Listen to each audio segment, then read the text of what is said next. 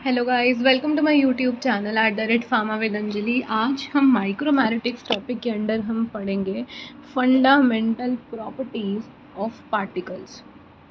ठीक है, तो हमारे पास टोटल 5 फंडामेंटल प्रॉपर्टीज़ होती हैं पाउडर की, ठीक है, जिनके थ्रू हम दूसरी प्रॉपर्टीज़ को डिराइव कर सकते हैं। तो इसके अंदर अपन देखते हैं कि कौन कौन सी वो 5 फंडामेंटल प्रॉपर्टीज़ रहने वाली हैं हमारे पार्टिकल्स की। So these are 5 properties, that is particle size and size distribution, ठीक है, पार्टिकल की volume, particle number, particle shape and particle surface area.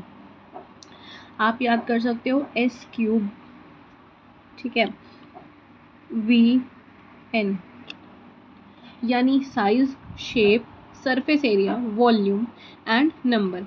सो सबसे पहले जो हम इसमें देखेंगे वो हम देखने वाले हैं पार्टिकल्स का साइज एंड साइज डिस्ट्रीब्यूशन। अब particle size and size distribution में अगर आप देखो तो इसके अंदर हमारे पास आते हैं स्फेरिकल और सिमेट्रिकल पार्टिकल्स के बारे में भी देख लेते हैं पहले, और फिर हम देखेंगे नॉन स्फेरिकल और एसिमेट्रिकल पार्टिकल्स के बारे में। अब जो हमारे स्फेरिकल पार्टिकल्स होते हैं इनका जो साइज होता है उसको हम एक्सप्रेस करते हैं in terms of diameter, and जो हमारा सरफेस एरिया होता है वो हमारा प्रोपोर्शनल होता है to the square of diameter, मतलब डायामीटर के स्क्वायर के प्रोपोर्शनल चलेगा क्या हमारा surface area. So surface area is given by pi D square, ठीक है। एंड वॉल्यूम जो होती है वो प्रोपोर्शनल होती है डायामीटर के क्यूब के। हमेशा याद रखना सरफेस एरिया डायामीटर के स्क्वायर के प्रोपोर्शनल होगा, वॉल्यूम जो होगी वो डायामीटर के क्यूब के प्रोपोर्शनल होगी। तो वॉल्यूम हमारी जो रहती है वो रहती है पाई डी क्यूब बाय 6, ठीक है, पाई डी क्यूब बाय 6। तो अगर हम यहाँ से डायमीटर की वैल्यू निकालें तो क्या हो जाएगा 6v upon pi under root में क्यूब रूट, ये डायमीटर हमारा निकल गया ऑफ हमारे स्फेरिकल सिमेट्रिकल पार्टिकल्स का। अब हम देखते हैं एसिमेट्रिकल पार्टिकल्स को भी देख लेते हैं। तो जो एसिमेट्रिकल पार्टिकल्स होते हैं ना, ध्यान से समझते हैं। एसिमेट्रिकल पार्टिकल्स में क्या होगा कि पार्टिकल्स एकदम इरेगुलर होने वाले हैं, यानी जो नंबर ऑफ फेसेस हैं वो अलग अलग होंगे। तो एसिमेट्रिकल पार्टिकल्स जो होते हैं has definite surface area and volume, but उसकी जो लेंथ होती है वो ओरिएंटेशन के साथ साथ क्या करती है, वैरी करती है।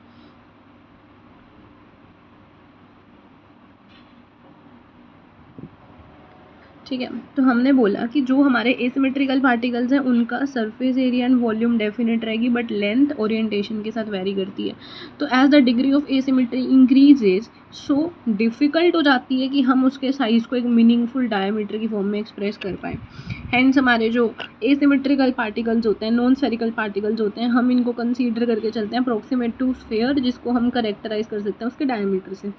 तो क्योंकि यहाँ पे हमारी सारी की सारी जो मेजरमेंट्स हैं वो एक हाइपोथेटिकल स्फीयर पे बेस्ड है, जो जस्ट एक अप्रॉक्सीमेशन शो करेगा कि उसकी ट्रू शेप पार्टिकल की ये रहने वाली है। इसको अपन बोलते हैं equivalent spherical diameter of particle.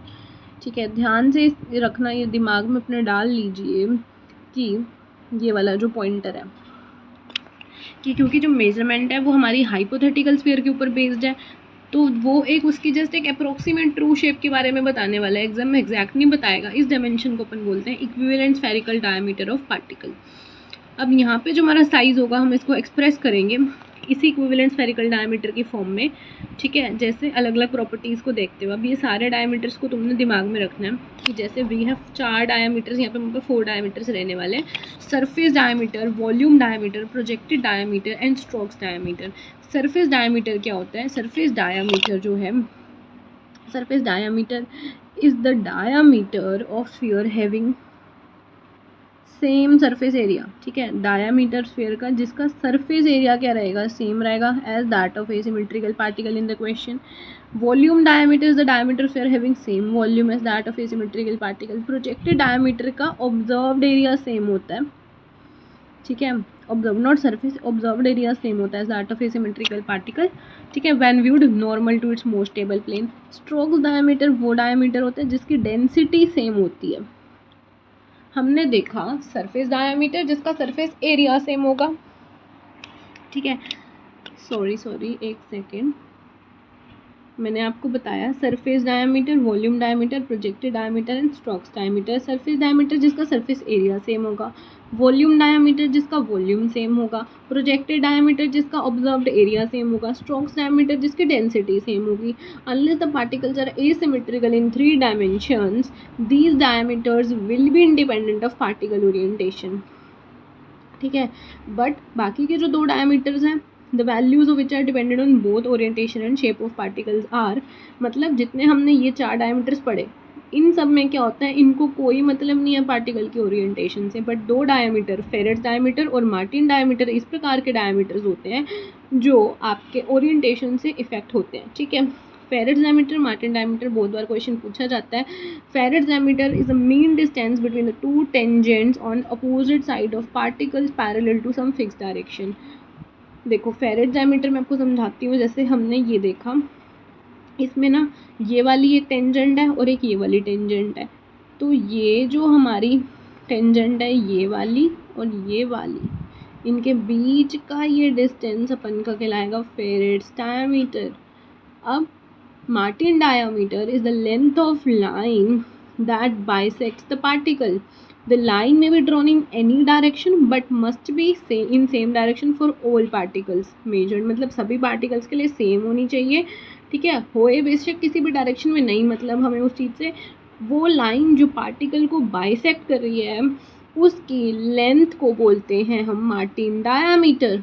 Martin diameter is the length of line, ये वाली लाइन जो बाइसेक्ट कर रही है। ठीक है, अब पार्टिकल साइज डिस्ट्रीब्यूशन को समझते हैं। A particle population that consist of spheres और equivalent spheres with uniform dimension is monosized and is characterised by single diameter और इक्विवेलेंट डायमीटर। बहुत सारे क्या होते हैं फार्मास्यूटिकल पाउडर्स अपन के ना पोली डिस्पर्स होते हैं। पोली डिस्पर्स मतलब यार फिक्स नहीं है कि जो उसमें सारे के सारे पार्टिकल्स हैं सबका साइज शेप सेम हो, ऐसा ज़रूरी नहीं है।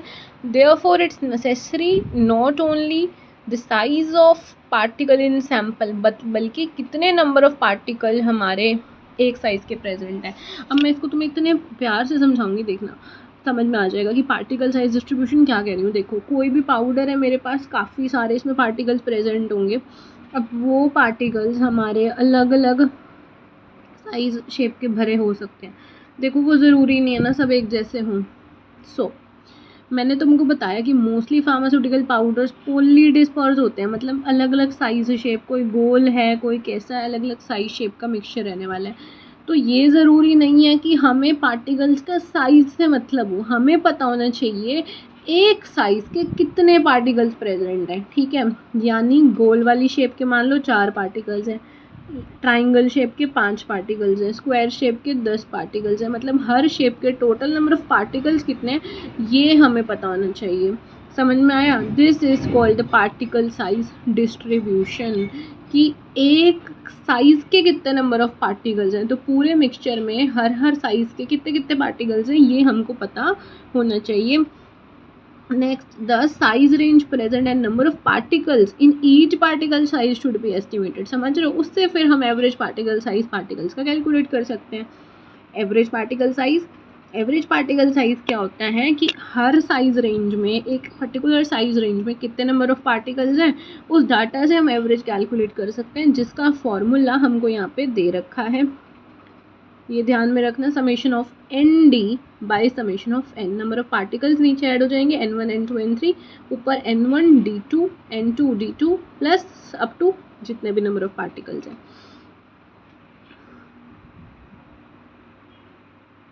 उसके बाद एक एवरेज पार्टिकल साइज के लिए ना इक्वेशन एडमंडसन ने हमारी जो है मॉडिफाई कर दी थी, ये भी पूछी जा सकती है। So you should remember summation of n d. मैं थोड़ा जूम करके दिखा देती हूँ। ये summation of n d p plus f upon summation of n d f, this one equation 1 upon p. यहाँ पर आपका डी डायामीटर रहने वाला है। देखो ये फॉर्मूला है जो एडमंडसन ने दिया है, ये फॉर्मूला है आपका जो एडमंडसन ने दिया है।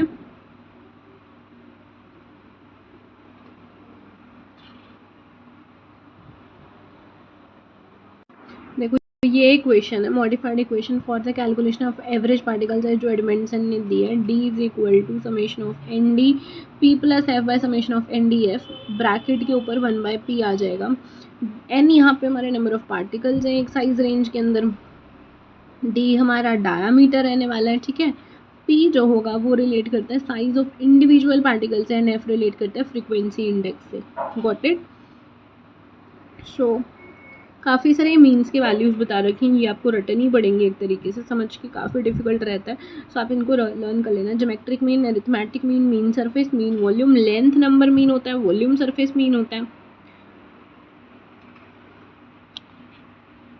एक फ्रीक्वेंसी डिस्ट्रीब्यूशन कर्व है, यहाँ पे पार्टिकल डायमीटर रहने वाला है, एक्सिस पे परसेंटेज फ्रीक्वेंसी रहेगी और ये हमने कैलकुलेट करा। So when we plot this, ये मोड हो जाएगा अपन का, ठीक है।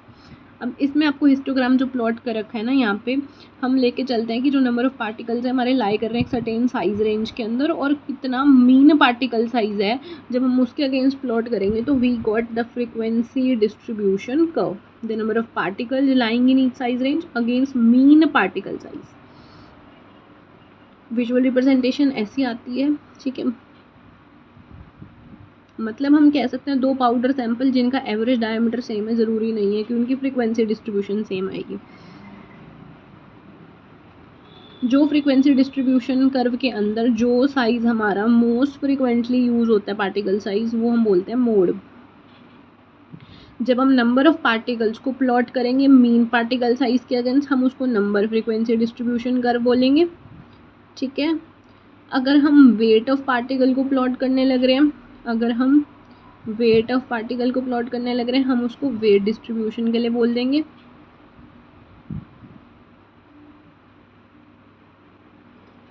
Number distribution curve and wait distribution curve. इसमें भी हमारा अगर डिस्ट्रीब्यूशन हमारा जो है वो आपका फ्रीक्वेंटली मेड सिमेट्रिक, अगर देखो फ्रीक्वेंसी कर्व जो है with elongated towards higher size range की तरफ एलोंगेटेड है तो उसको पॉजिटिवली स्क्यूड बोलेंगे। अगर फ्रीक्वेंसी कर्व हमारा एलोंगेटेड है लोअर साइज रेंज की तरफ जा रहा है तो नेगेटिवली हो जाएगा। और अगर एक से ज़्यादा मोड है तो बाई मोडल डिस्ट्रीब्यूशन यहाँ पे देखो समझा रखा है।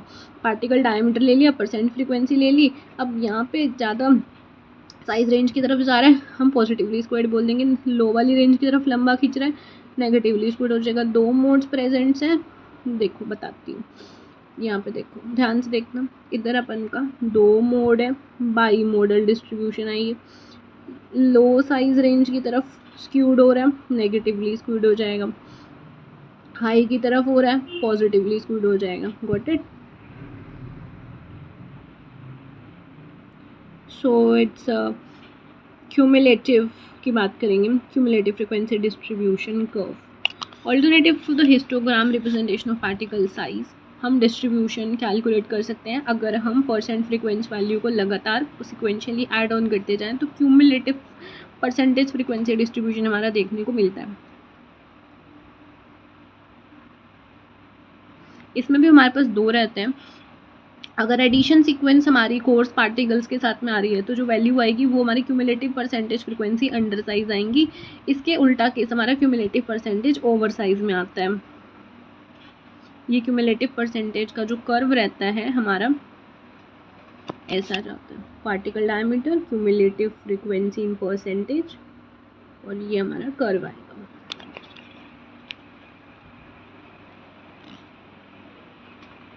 When log of particle size, अब पार्टिकल साइज या नॉर्मल पार्टिकल डायमीटर ले रहे थे, जब हम पार्टिकल डायमीटर की यहाँ पे लॉग लेंगे पार्टिकल साइज का और उसको क्यूमुलेटिव फ्रीक्वेंसी के अगेंस्ट प्लॉट करेंगे प्रोबेबिलिटी स्केल पे, तब हमारा जो लीनियर रिलेशनशिप ऑब्जर्व हमारे को देखने को मिलता है जिसको लॉग प्रोबेबिलिटी प्लॉट बोलते हैं। ठीक है, लॉग प्रोबेबिलिटी प्लॉट आ जाएगा हमारे पास। रेफरेंस पॉइंट जो हम यहाँ पे यूज़ करेंगे पार्टिकल साइज की equivalent to 50% on probability scale पे 50% की आ रही है, उसको ज्योमेट्रिक मीन डायामीटर बोलते हैं, DG से डिनोट करा करते हैं। एंड ज्योमेट्रिक स्टैंडर्ड जो हमारी डेविएशन होती है वो हम स्लोप ऑफ लाइन से निकालते हैं। दो चीज़ें होती हैं, देखो ध्यान से देखना, दो चीज़ें आएंगी अपन के पास। एक हमारे पास होगा कि जो रेफरेंस पॉइंट हमने लोगरिथम में यूज़ करा पार्टिकल साइज़ के, वो 50% के इक्वल होगा पार्टिकल साइज़ पे, उसको तो हमने बोला ज्योमेट्रिक मीन डायमीटर बोल दिया, ठीक है, उसको हमने क्या बोल दिया, ज्योमेट्रिक मीन डायमीटर बोल दिया। इसमें दिखा रखा होगा 50% ऑन पार्टिकल साइज़, ये 50% पार्टिकल साइज़ पे उसको जो हम बोलेंगे geometric mean diameter. Particle size determination method ये हम नेक्स्ट वीडियो में कवर करेंगे। इस वीडियो में इतना ही, ठीक है, बाकी हम नेक्स्ट वीडियो में कवर करेंगे। इस वीडियो में आपको कहीं भी डाउट आया हो आप मुझे कमेंट कर सकते हो। Please like share and subscribe @pharma with Anjali। Thank you.